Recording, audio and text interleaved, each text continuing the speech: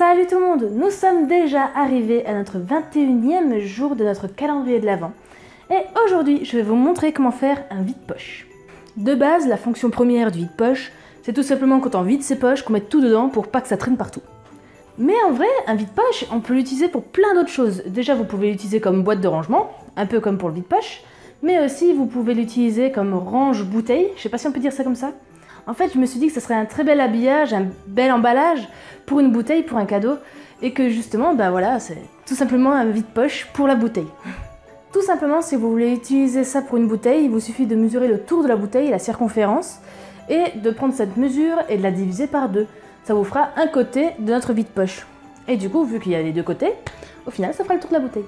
Surtout, n'hésitez pas à laisser de la valeur quand même pour avoir un peu de marge. Mais voilà, tout simplement, je trouvais que ça serait assez sympa comme décoration pour une bouteille. Après, pour plein d'autres choses, mais j'avais surtout la bouteille en tête. Donc si vous êtes prêts, c'est parti.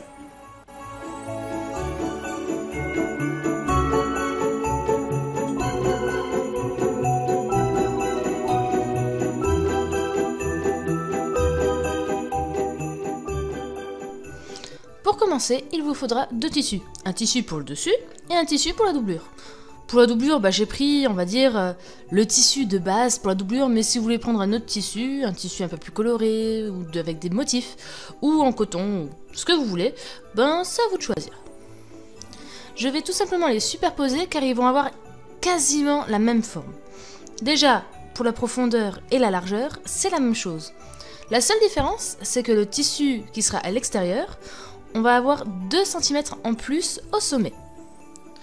Donc comme vous pouvez le voir, je suis en train de couper mon tissu, et là, je vais pouvoir couper mes 2 cm de différence.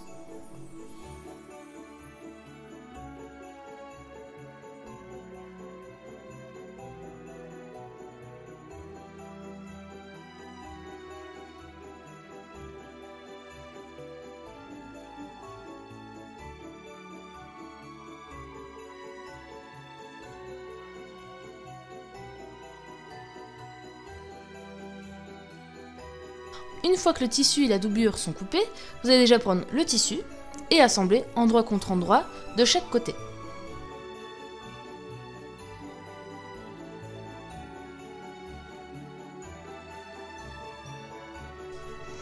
Une fois que ça c'est fait, vous allez pouvoir assembler en bas.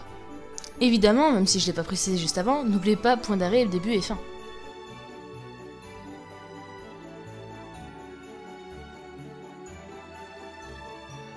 Ensuite, vous allez séparer le bas du vide-poche en 4 parties, vous allez le diviser en 4, pour assembler de cette façon à 1/4 du bord à chaque fois. En faisant cette méthode, si vous le faites correctement, vous aurez normalement un bon carré à la base.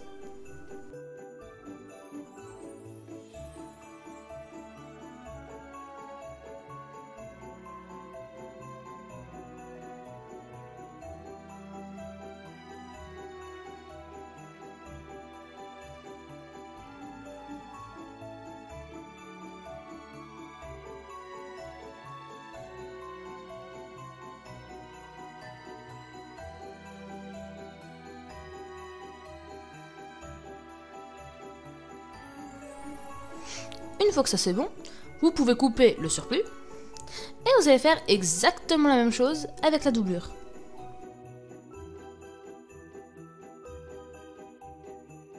Voilà, mon tissu et ma doublure sont prêtes. Je vais déjà les assembler ensemble au niveau de cette valeur couture, celle qu'on avait coupée juste avant, juste pour être sûr que le fond du vide-poche ne bouge pas dans tous les sens.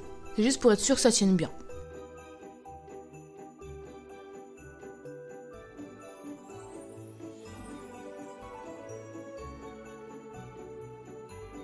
Et une fois que c'est bon, vous allez pouvoir retourner et faire un ourlet en haut.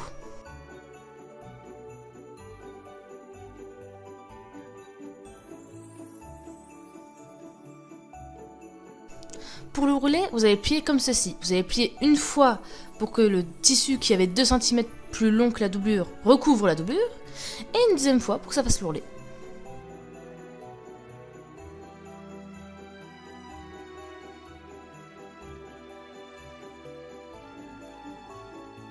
Une fois que vous avez tout le tour, vous avez fini. Vous n'avez plus qu'à choisir si vous voulez le laisser comme tel ou de le plier à un coup pour que ça fasse un petit revers, pour que ça fasse une petite décoration encore supplémentaire.